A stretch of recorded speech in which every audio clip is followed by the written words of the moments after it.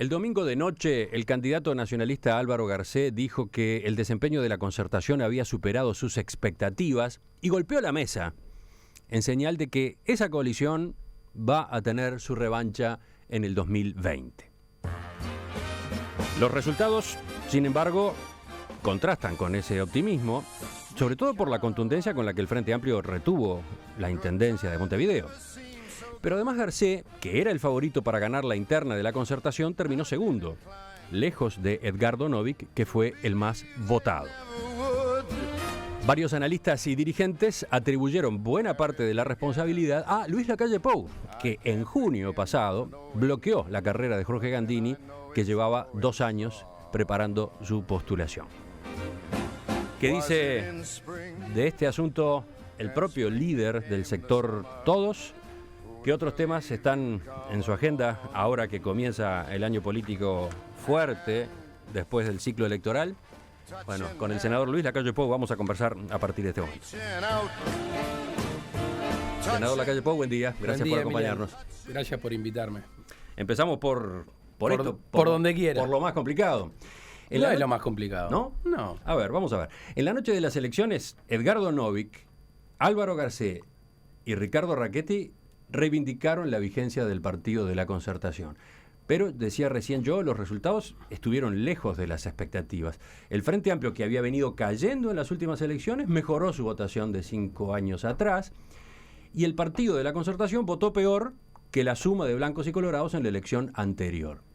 ¿Qué falló? ¿La herramienta o la forma como se usó esa herramienta?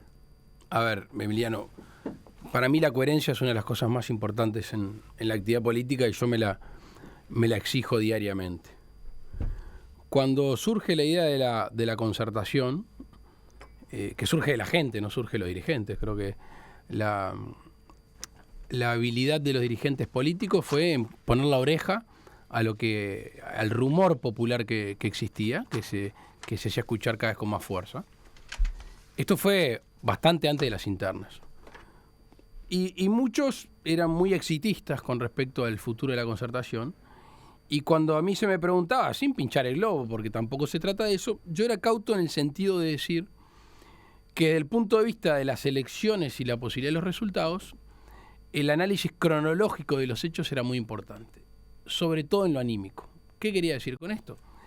Que si el resultado de octubre y posterior resultado de noviembre favorecía a alguno de los partidos que integran la concertación en Montevideo, si el Partido Nacional o el Partido Colorado hubieran triunfado a nivel nacional, para mí la concertación, no me cabe la menor duda, es imposible comprobar lo que estoy diciendo, que se le abría el camino para ganar las elecciones en el departamento de Montevideo.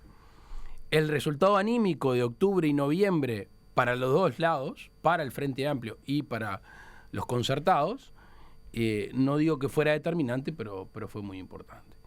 Obviamente yo suscribo lo que dice Álvaro Garcés, Novick y Rackete con respecto al instrumento, y después los políticos nos tenemos que hacer responsables de las decisiones, no le podemos echar la culpa al instrumento solamente. Usted dice, entonces, para empezar, que incidió en el resultado del partido de la concertación lo que pasó en octubre y en noviembre con los partidos que lo impulsaron, ese partido, con los blancos y con el colorado. Pero ¿no hubo otros factores allí? Sí, yo puse una coma ahí y dije que aparte hay otros factores. ¿Cuáles? A ver, porque se han mencionado varios. Los candidatos del Partido Nacional y del Partido Colorado, que de hecho terminaron siendo inventados a último momento.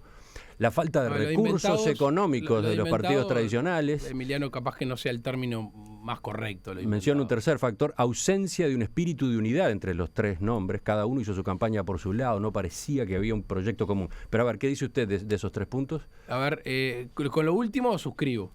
Suscribo porque es un proceso de conformación que tuvo sus tropezones. Obviamente que tuvo sus tropezones. Un candidato que llegó hasta casi el día de la convención de la concertación y después se sustituye por otro. El proceso del Partido Nacional, con me imagino que hay particular interés en conversarlo, tampoco fue sencillo, y me parece bien hablar porque a la gente no hay que ocultarle, sobre todo los que tenemos la mayor responsabilidad, y en el Partido Nacional que tiene la mayor responsabilidad hoy soy yo, hay que asumirla y contarle y hablarle de por qué se toman decisiones, que no es algo oscuro, que no es algo tramposo, que no es para perjudicar a nadie, en el acierto o en el error. Uh-huh.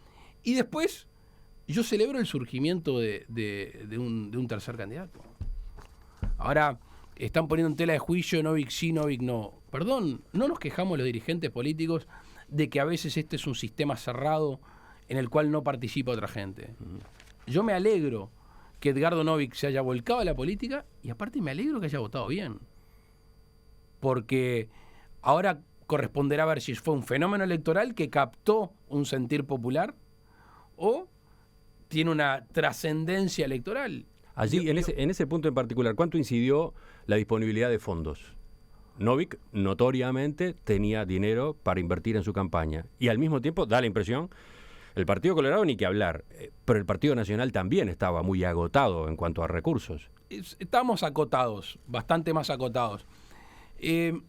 ¿A ese factor qué importancia le adjudica? No sé, a mí me parece que es como echarle la culpa a factores exógenos. Obviamente, quien tiene capital para invertir se hace notar más. Ahora, pero si te hace notar y sos malo, no caminás.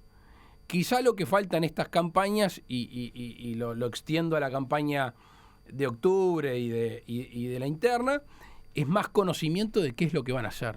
Y dentro de un rato vamos a hablar de eso cuando hablemos seguramente del llamado a Cámara de Senadores ayer al ministro. Saber qué vamos a hacer, saber cuáles son las ideas. Uh-huh. En este mundo moderno... ¿Y eso no estuvo claro en el caso de los candidatos blancos y colorados? Yo creo que la discusión de plataformas no está clara, pero no está clara en esta elección. Tampoco estuvo clara en la elección pasada. Porque la vida esta que vivimos todos es muy loca. Y Emiliano, algunos prenderán la radio, te escucharán a ti un rato y después fue la capacidad de información. Porque vivimos atrás de otras cosas. Entonces, tenemos una fortísima influencia del marketing en el sentido más puro de la palabra y a veces sabemos de muchas cosas, pero poco de cada una. Quizá nos falta el tiempo, la dedicación y por qué no la preocupación de muchos, y eso es conciencia cívica y ciudadana, de saber más qué es lo que estamos votando. Yo no le adjudicaría a los resultados electorales, o mejor dicho, a la economía y a la inversión de cada uno de los resultados electorales. Usted decía recién, si alguien tiene mucho dinero para invertir en su campaña, pero el candidato es malo, no necesariamente le va a ir bien. Exacto. También juega la comparación con los otros dos, y puede haber ocurrido en el caso de Novik, que mucha gente que iba a votar al candidato blanco al Partido Colorado, desconforme con esos nombres, optara por Novik. Esto, de algún modo, lleva al tema Gandini, ¿no? Cuando a Jorge Gandini se le ha consultado sobre la decisión suya, que le quitó el apoyo como candidato a la Intendencia de Montevideo, él respondió: cuando termine el proceso veremos cuál es el resultado, los líderes toman decisiones y si son líderes se hacen cargo de ellas. ¿Usted ha hecho una autocrítica por aquella decisión? Primero, vamos a lo personal. Todo este proceso lo hablé con Jorge. O sea, se enteró antes Jorge Gandini que Jorge Larrañaga, porque es un tema personal, porque involucraba a su persona. Segundo, yo no le quité el apoyo a Jorge Gandini. En realidad nunca se lo di. No, quitárselo es cuando lo tenía. Yo nunca lo tuvo. Lo tiene como compañero, lo tiene como una persona que se esfuerza, lo tiene como reconocer un trabajo de hace muchos años. Y aparte le tengo respeto y aprecio. Porque hay que separar. Algunos ya están, si se lleva mal Jorge yo me llevo bien con él, con todo su entorno, tomamos mate muy seguido. Siempre cuento que hasta físicamente yo me lo encontraba porque salía del ascensor y enfrente está su despacho. Y entraba, saludaba a los chiquilines y a la chica de la secretaría y siempre conversábamos.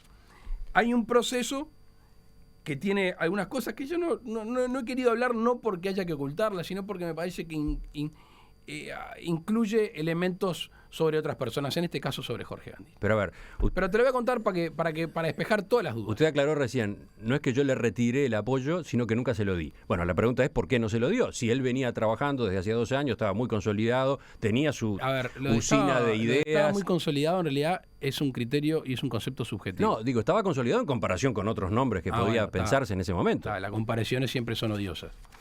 Ahora, nosotros íbamos rumbo a una interna. Yo competía con Jorge Larrañaga, Jorge Gandini apoya a Jorge Larrañaga y eso era el escenario en aquel momento. Cuando se propone tomar una decisión, y tú lo vas a comprender enseguida, Emiliano, sobre la candidatura departamental, Digo, no, estamos compitiendo en una interna. Yo me acuerdo que había un periodista que me preguntaba todo el tiempo, y yo digo, no, yo estoy compitiendo en una interna. Y Jorge Gandini apoya a Larrañaga, está compitiendo para que Larrañaga sea candidato, y yo estoy compitiendo para ser candidato. Entenderás que teníamos intereses contrapuestos en aquel momento. Termina la interna, y ahí hay un orden de prelación, hay un orden de votación. Gandini es la quinta lista más votada de Montevideo dentro del Partido Nacional.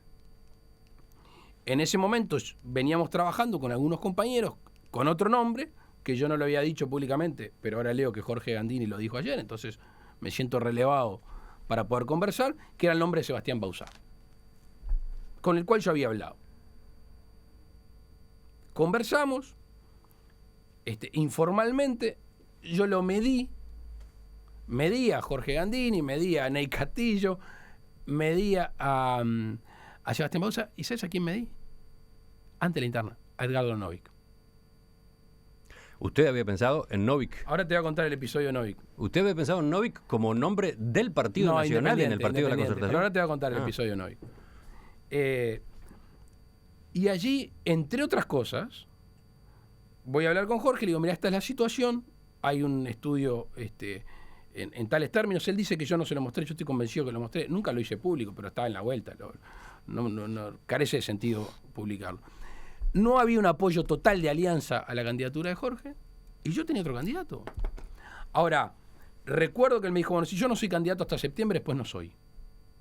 Y a mí me pareció lógico, él quería preparar su candidatura. Bueno, no era mi candidato. Y le pedí, mirá, Jorge, en este proceso, y me parece lo más lógico, no quiero que sea que tú no sos, quiero que seas parte de formación de una candidatura, de un equipo. Y lo conversamos 2 semanas después y me dijo, mira, Luis, no encuentro la forma de bajarme. Y ahí, ponete en mis zapatos. Campaña electoral, habíamos hecho la fórmula con Jorge Larrañaga. Estoy abriendo totalmente como fue el episodio ese. Y dije, yo no voy a tener un problema con el resto del Partido Nacional cuando la campaña electoral es nacional, cuando venimos bien. Y ahí la idea de Sebastián Bauzá, que era un elemento que yo consideraba importante para la campaña electoral, quedó en el freezer. Después los resultados de octubre, que comentábamos hace un rato, Gandini, que ya había mandado su carta hace tiempo que no iba a aceptar ser candidato. Tengo entendido, y esto no lo puedo comprobar, que desde Alianza Nacional se le dijo, ¿y por qué no sos el tercer candidato? Bueno, Pedro Bordaberry llegó a manejar esa posibilidad desde el Partido Colorado. La de que Gandini fuera el tercer nombre. No le gusta esa jugada desde afuera. Estoy hablando de los nacionalistas, que algunos le sugirieron. Tengo entendido que Jorge dijo que si no era el candidato del partido, no era el tercero. Está en todo su derecho. Y terminamos, sí, en noviembre sin candidato. Y ahí surge la figura de Álvaro Garcés, al cual le reconozco un enorme esfuerzo en la campaña, una dedicación como pocas veces he visto. Ese es el relato histórico fidedigno de lo que pasó. ¿Por qué Gandini dice entonces que la resolución... No vine a tu programa para discutir con Gandini. Que la resolución no fue por un tema de apoyos electorales, de respaldo en la opinión pública, sino por un tema de liderazgos. Como señalando, bueno, usted había ganado la interna y usted entendió que tenía derecho a resolver este tema del candidato del Partido Nacional en Montevideo. Bueno, que tenía derecho, obviamente. ¿Por qué? Porque me había tocado ganar la interna y a nuestro sector... Pero era Montevideo, estábamos hablando... Pará, déjame terminar. Y en nuestro sector habíamos ganado ampliamente la interna. Ampliamente. Entonces teníamos el derecho. Usted mencionó al pasar la votación de Jorge Gandini, de la lista de Gandini dentro de Alianza Nacional. Nunca... Pero usted compara una mala votación en las urnas. No, yo no dije una mala. Resultados. Una mala está diciendo tú, yo nunca dije una mala. Un orden. Un orden, que no es una mala. Bueno, votó bien Gandini. ¿Cómo quedó ubicado en un orden? Compara eso con encuestas, con resultados de estudios de opinión pública. Claro. Sí. A ver, yo trato de ser un político profesional. A donde voy es a que si fuéramos a pensar en cómo les fue en las urnas en Montevideo en junio, el propio Gandini dice, bueno, entonces capaz que habría que haber elegido a Álvaro Delgado, de su sector, que votó muy bien. A ver, Emiliano, para ser bien directo, no vine a tu programa para discutir con Jorge Gandini. Sé que interesa, te conté el episodio, ayer estuvimos con Jorge todo el día, tengo buena relación. Si alguien pretende que de aquí surja una diferencia político-personal con Gandini, no lo va a lograr. Porque yo nunca tomo Yo decisión. no pretendo eso, yo estoy tratando de entender lo que pasó. Hay una ondita ahí que viene así, yo la aguanto, pero... Hay una ondita que viene. Sí, que viene ¿De para dónde? que yo, no sé, yo qué sé, no importa, porque a veces sirve más un problema y un lío entre compañeros que se lleven bien. Y yo, como tengo la mejor relación personal, el mejor concepto personal de Jorge Gandini, una decisión política no significa que sea pasarlo al ostracismo ni que crea que no sirve, al revés. Dada esa circunstancia, yo me hago responsable, siempre me hago responsable, de chiquito me hago responsable de las cosas.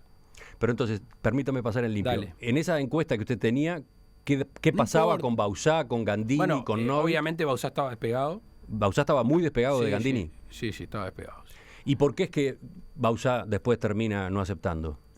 Y porque en realidad no es culpa de Sebastián, es culpa de... ahí sí me hago responsable yo, 100%.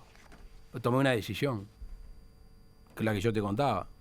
Era para no entorpecer el camino que iba llevando adelante el Partido Nacional y no generar una fricción interna, después que nos habíamos amalgamado muy bien con Jorge Larrañaga, con el cual seguimos teniendo una relación política, si bien somos dos sectores, muy buena, y de acción conjunta en muchas cosas.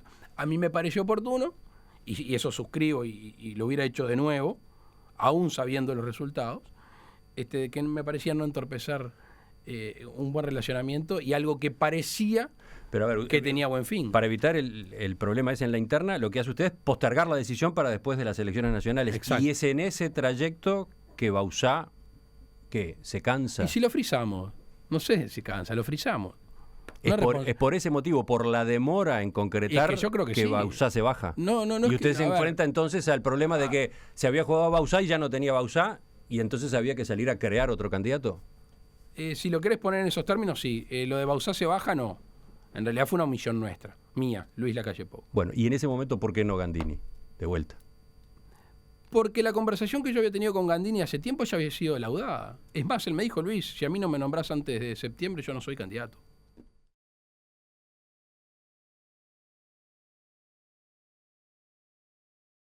Seguimos en entrevista con el senador Luis Lacalle Pou, por ahora deteniéndonos en los resultados de las elecciones departamentales y su impacto en la conducción del partido. Ahí voy justamente con la pregunta siguiente. ¿Usted siente que el resultado de Montevideo, en especial habiendo tenido de por medio el episodio Gandini, complica su liderazgo, deteriora su liderazgo? No sé, no me lo planteé. ¿No da para tanto para usted? No sé, no me lo planteé. Hay otros que están en la vuelta escribiendo editoriales y hablando. Yo no, la verdad que no me lo planteé. Asumo todas las responsabilidades y las explicaciones que yo le tenga que dar a todos los militantes se los doy. Y a la opinión pública también. Pero esencialmente se trata de eso, la actividad política, dar la cara, ser genuino y conversar. Yo tengo mis razones. No estoy alejado de poder cometer errores. Siempre bien inspirado, siempre bien inspirado. Yo no juego de mala leche, no tengo malas intenciones y tampoco soy de los dirigentes políticos que dice que nadie tiene que crecer. Yo cuanto más gente crezca, mejor. ¿Sabes por qué? Porque me obliga a mí a ser mejor, Emiliano. No juego en cancha chica y juego solo si pateo los penales. El plan del Partido de la Concertación era tener un candidato blanco, uno colorado y un tercero independiente que trajera votos de afuera. Pero la realidad mostró que las cosas no salieron así. Novik, en realidad, por lo visto, se quedó básicamente con votos blancos y colorados. Entonces, ¿ahora Novik es una competencia para el Partido Nacional? ¿No será que retuvo? ¿Por qué por verlo desde el punto de vista negativo? ¿No será que su aparición retuvo? ¿Y entusiasmó gente que no iba a votar? Yo me lo pregunto así. Yo tengo una visión mucho más positiva de la vida. Por lo visto ni siquiera retuvo a todos, si comparamos con la votación de hace 5 años. Y lo que pasa es que una votación hace 5 años tenía un partido colorado con otra votación también. El Partido Nacional creció 2 puntos y el Partido Colorado bajó. Está bien, pero el tema era Montevideo, la evaluación de la Por gestión eso del Frente Amplio. es que yo lo ato, Emiliano, con respecto a eso. Y después hay un elemento que no es menor. Que el oponente juega. Y es la primera vez que el Frente Amplio tiene 2 candidaturas en Montevideo. Bueno, justamente ese es otro detalle, ¿no? Ese es un elemento que con gran eficacia, y allí yo creo que está uno de los elementos centrales, no de esta elección que pasó, sino de los tiempos que vienen, es esa falsa dicotomía. la falsa dicotomía de dos frentes amplios. Hay un frente amplio que gobierna en la mesa política, que gobierna según también lo que le dice el PIT-CNT, que gobierna con determinadas influencias y que se desdobla o no según el proceso electoral, pero terminado y cerrado, contado el último voto, vuelve a ser el mismo frente amplio. Ese es un tema que ayer de noche yo tenía una reunión y lo conversábamos. Hay un frente amplio y la comparecencia electoral significa simplemente aquellos partidos cachol, que agarran más, que tienen más abanico, pero terminan siendo lo mismo. Y está en nuestra capacidad de explicarle a la gente, de hablar, de que es lo mismo. En esta ocasión jugó con mucha habilidad. Primero, Muchísima. utilizó el recurso de los 3 candidatos posibles a la intendencia. Segundo, 2 de ellos fueron pesos pesados Muchísimo, de su sí, dirigencia. Mientras que ustedes iban con nombres nuevos ¿Y por qué que no? había que hacer que la gente conociera. Entre otras cosas eran nuevos, Emiliano, porque no te olvides que quienes comparecieron en las internas de cada partido no pueden ser candidatos. Bueno, ese era el desafío del Partido de la Concertación. Claro, exactamente. Novik ha asumido un discurso casi antipolítico, ¿no? Machaca con la idea de que la ciudad no necesita ideología y sí gestión. Algunos colorados lo han tildado de antidemocrático. ¿Usted cómo lo ve? Yo creo que tuvo una gran votación el domingo y tiene un gran signo de interrogación. Y yo no soy de la gente que corre a la gente que viene a la política por peligro de que le vaya bien. Al revés. ¿Cuántas reuniones participás tú, participo yo, que se quejan de los políticos? Yo hasta a veces me caliento con mis amigos y los miro y le digo, ¿cuándo le dedicaron un día al país? ¿Cuándo le dedicaron un día a militar, a informarse o a poner su nombre en una lista? Y bueno, celebremos que de todos los ámbitos viene gente a participar en la actividad política. Y ahora Novik es el líder del Partido de la Concertación, un partido que crearon el Partido Nacional y el Partido Colorado. Ahora tiene como figura más votada a alguien que no pertenece, de hecho, a ninguno de esos dos partidos. Pertenece a la Concertación. ¿Es el líder entonces? ¿Hay que reconocerlo como el líder? Es el candidato más votado. ¿Pero es el líder? Y líder, no sé si es una pregunta capciosa o para que me explaye y vuele, No, pero a donde voy es a que da la impresión de que mirá, la máquina dicen, se fue de las manos de los inventores. ¿Pero por qué se fue de las manos? ¿Pero quién te dijo a ti que el resultado tenía que ser otro? Podría haber sido otro. Pero si el invento antes justamente es eso, que se concertan de distintos partidos, dijimos, y presta atención a declaraciones de mucha gente, dijimos, esto no es blancos, la suma de blancos y colorados, esto es mucho más. Y tanto más fue que vino un tipo de afuera que la balconeó, que tuvo una campaña muy efectiva, un marketing muy efectivo, que tuvo 4 o 5 declaraciones con mucho punch y votó muy bien. Ahora, de ser candidato a líder, y eso más que hablárselo a ti, me miré en un espejo, hay un gran trecho. Y ojalá se pueda construir con Novik y con mucho más gente que venga a la actividad política. ¿El Partido de la Concertación tiene futuro? Bueno, ahí hay un tema territorial geográfico. Y también hay un tema de dimensiones partidarias. También lo hay. Y de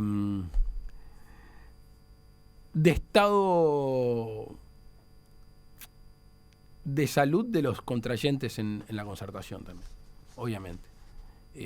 Para uno comparecer en una sociedad tiene que estar bien, porque si no al otro no le aporta. ¿Usted está viendo al Partido Colorado allí? Yo estoy refiriéndome a procesos internos que está viviendo cada partido, que de alguna manera tienen que despejarse para que después esos acuerdos puedan seguir andando. Yo la Concertación en Montevideo no me cabe la menor duda que vino para quedarse y ojalá que se hagan las cosas bien, que se actúe medianamente en bloque, porque ahora no puede ser que cada uno le sacamos tanto a la Concertación y dividimos bienes, separación de bienes, y cada uno para su lado. Entonces le mentimos a la gente.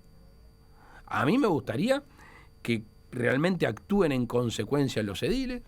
Hay 2 alcaldes que yo conozco bien porque pertenecen a mi sector. Uno, Andrés Abt, de militancia en el herrerismo desde que era niño. Francisco Platero, el Chica Platero, una persona que viene también de afuera. Es un empresario de la leña que presta su nombre, que tiene preocupación social, que, bueno, no son alcaldes ni del Partido Nacional ni del grupo de la calle Pou, son alcaldes de la Concertación. Y me parece que la primer señal que tenemos que emitir, ¿cuál es? Que cuando el intendente Martínez convoque a reunión con la oposición, si dice me reúno con el Partido Nacional y me reúne con el Partido Popular, la respuesta que yo tendría es no. Es lo que ha dicho hasta ahora. Usted se reúne con la Concertación y se reúne con los candidatos de la Concertación, entre otras cosas con Novik, que fue el que más votó dentro de la Concertación. Una última pregunta más sobre este mismo tema. Dirigentes del Partido Colorado quieren replicar la Concertación en el interior. Y bueno, hacen cuentas, ¿no? Si votaban junto al Partido Nacional, hubieran ganado, por ejemplo, en departamentos del litoral que conquistó el Frente Amplio. En la actividad política, la matemática yo la dejaría un poquito de lado. No siempre es cierta. Vamos a espacios de concertar. De hecho, si mirás los resultados de San José, de Florida, de Colonia y de tantos otros departamentos, la ciudadanía y muchas veces los dirigentes mismos transitaron sin ningún tipo de prurito la frontera partidaria y votaron dentro del Partido Nacional. Pero hubo algunos departamentos donde ese movimiento, al dejar cabos sueltos, al dejar votos sueltos en uno de los dos partidos, no alcanzó. Y entonces no alcanzó. El Frente Amplio ganó, etcétera. Pero tú tenés más experiencia que yo. Esto no es matemático. Mira, ahora se me viene. Pero entonces, ¿vale la posibilidad de partido de la Concertación en departamentos del interior? Hay que abrirse a todas las plataformas que puedan involucrar más gente. Yo no me cierro, reitero, yo no soy de cancha de fútbol 5. Soy ahora de 11 y trato de jugar de 9. Si me toca jugar de líbero, agarraré. Pero siempre cancha grande, siempre y cuando, Emiliano, la inspiración, y esto para mí es fundamental, no sea vamos a sacar el Frente Amplio. Porque los proyectos tienen que ser proyectos que no partan de la patología, de la negativa. Tienen que ser proyectos que sirvan para gobernar mejor. No vale ganar a cualquier costo y no vale ganar sin tener un proyecto para gobernar. En el Partido Nacional, las cuentas dan que Alianza Nacional tuvo 8 intendencias, entre las cuales departamentos pesados, ¿no? Maldonado, Colonia, Soriano, y su sector, todos, obtuvo 4. Entonces, de algún modo recupera peso político Jorge Larrañaga, Alianza Nacional. ¿Cuántas intendencias teníamos en el 2009, en este proceso? Lo mismo. Sí, exactamente. Quedamos así, congelados. Con una diferencia, nosotros las intendencias que teníamos las retuvimos todas. Y Jorge cambió unas por otras, pero mantiene 8. Y me alegro. Y si mañana me dicen, mirá que se terminó de ganar Paysandú y Larrañaga tiene una intendencia más, bienvenida. Yo juego a agrandar el partido, te insisto, Emiliano. También hay que ver, ya en la minucia, estamos entrando a mucho tiempo de las elecciones, cuánto votó nuestro sector en el país y cuánto votó Alianza. Eso no es una suma menor tampoco, pero... Me parece que hizo los números, ¿no? No los hice, no tuve tiempo y la verdad que por ahora no tengo interés. Enseguida venimos con la segunda parte de la entrevista para hablar de otros temas. Entramos en la segunda y última parte de esta entrevista central de hoy con el doctor Luis Lacalle Pou, senador de la República, líder de Todos Hacia Adelante en el Partido Nacional, ex candidato presidencial.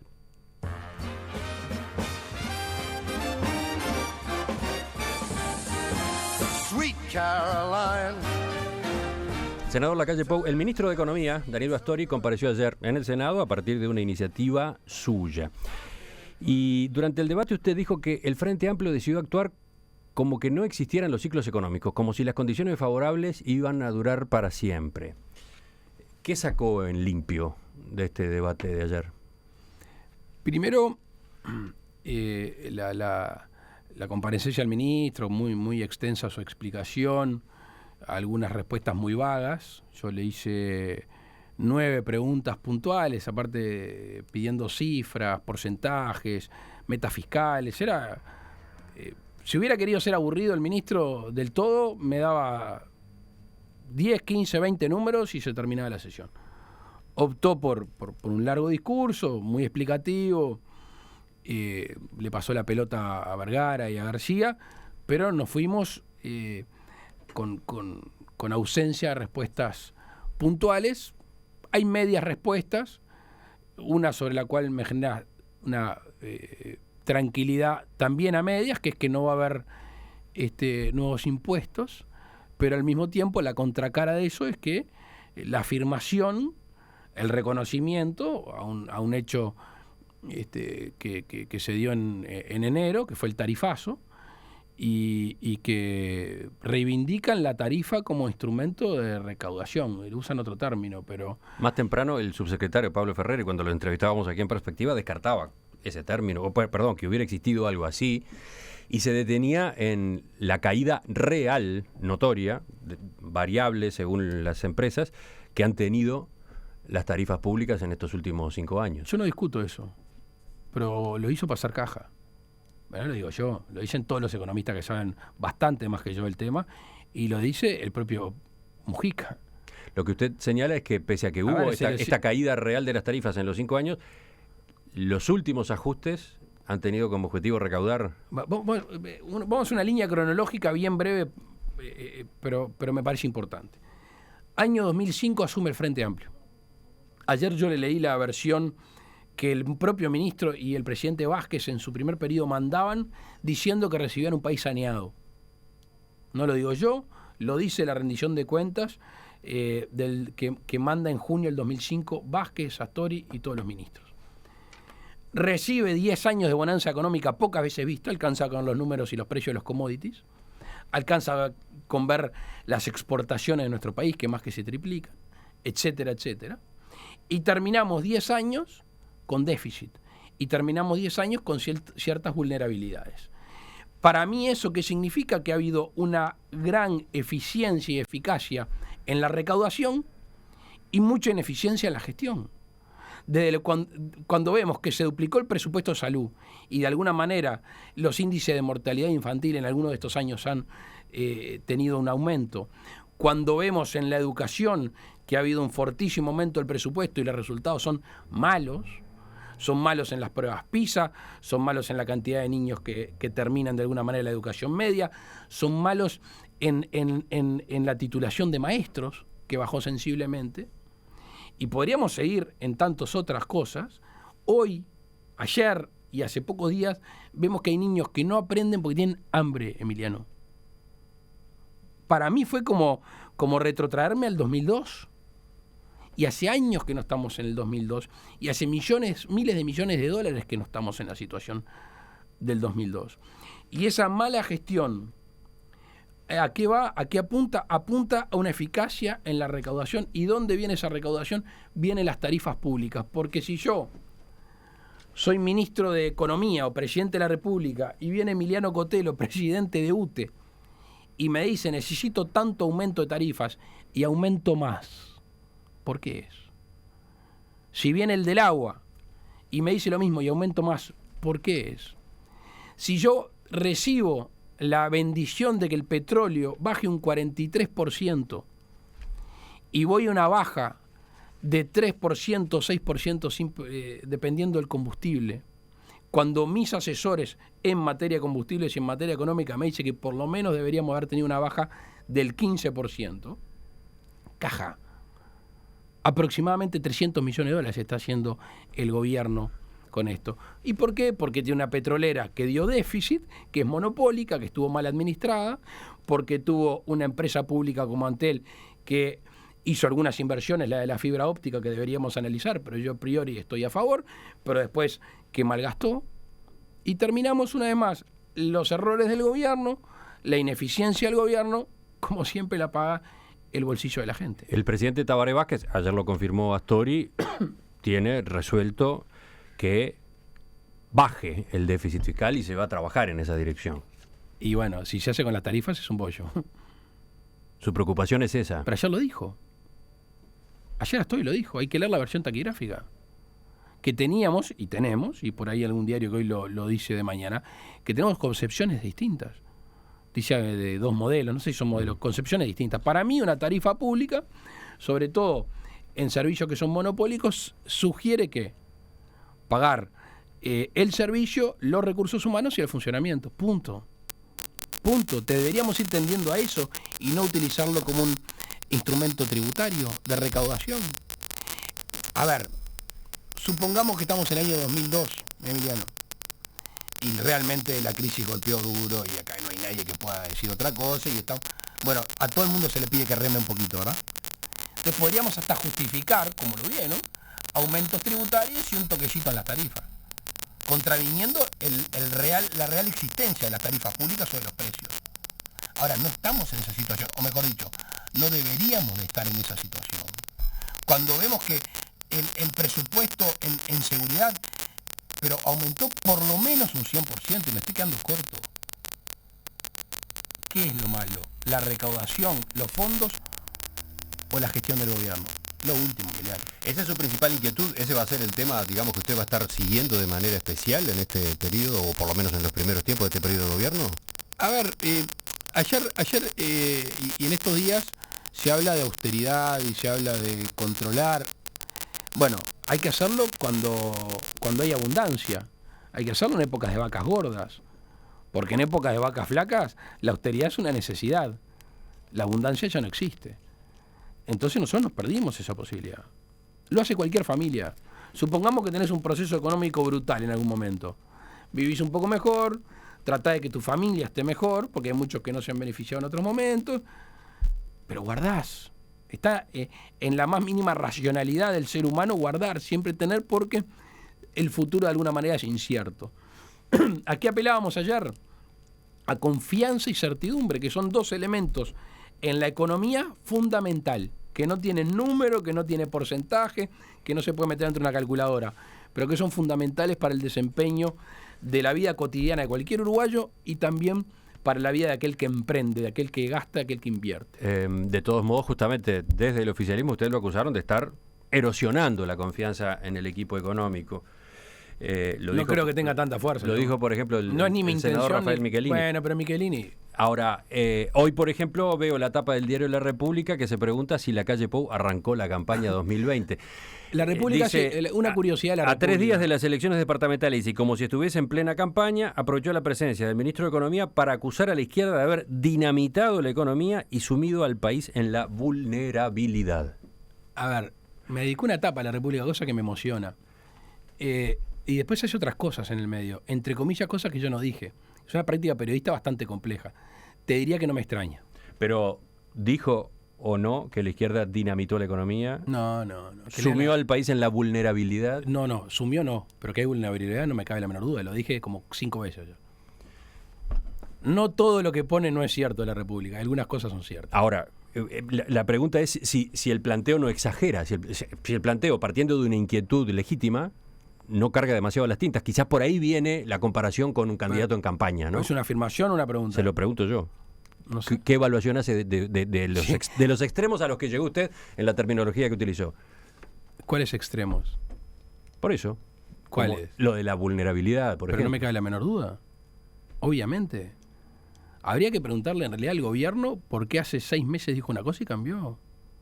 Tú los tuviste todos acá, Emiliano, los tuviste en aquellas cosas que armaste allá en un hotel. En aquellas cosas. Está. En aquellas conferencias. Pero pará, porque ahí es importante. ¿Tú te acordás lo que dijimos nosotros? ¿Te acordás lo que dijo Susana Arbeleche? ¿Te acordás la cautela con la cual proponíamos las cosas? Que cuando decíamos de un gasto, ¿de dónde sacábamos el dinero? De lo que hablábamos del déficit, de la regla económica. Bueno, de que el equipo económico dice, y Ferreri lo reiteraba más temprano, que las cosas cambiaron, sobre todo en el contexto internacional, cambiaron mucho después. En particular, un ejemplo, lo que está ocurriendo en Brasil. No se esperaba que hubiera. Me haces una pregunta muy fuerte y no me deja terminar. Déjame terminar. Ahora sí. Pero ahí había puesto una coma y me interrumpiste. Dijeron hace 6 meses unas cosas y ahora las cambiaron. Eso no genera certidumbre ni confianza. Y no le estoy pasando una facturita porque nos dieron más palo que la llamada que nos dieron. Astori decía que no había nada para lo cual preocuparse, que no iba a haber ajuste. Metió en enero un tarifazo que es todo ajuste. Entonces, es Luis Lacalle Pou el que está diciendo cosas muy fuertes, que tampoco son tan fuertes. Nosotros le generamos el ámbito para que dé confianza y certidumbre. Hace 6 meses casi que ganaron las elecciones. Es el mismo equipo económico, porque no pueden decir, buen día, ¿qué pasó? ¿Firma nueva? No, hace 10 años que Astori fue ministro de Economía, vicepresidente con su equipo, y ahora va para 5 años más, o no sé cuánto durará en el Ministerio de Economía. Entonces, ¿puede haber tenido algo que ver que el mismo equipo económico fuera encabezado por presidentes distintos? No sé, no creo, yo qué sé. O sea, cambiar el discurso tan rápido, en realidad corre por otro carril, no de quién es el presidente. Y para terminar, a partir de un episodio político como el de ayer, ¿cuál será la actitud que usted asumirá en la oposición respecto al gobierno de ahora en adelante? De algún modo usted es el líder de la oposición. No, vamos a vigilarlo, y aportar. No, el Partido Nacional concurrió hace 2 días a hablar con el ministro de Relaciones Exteriores.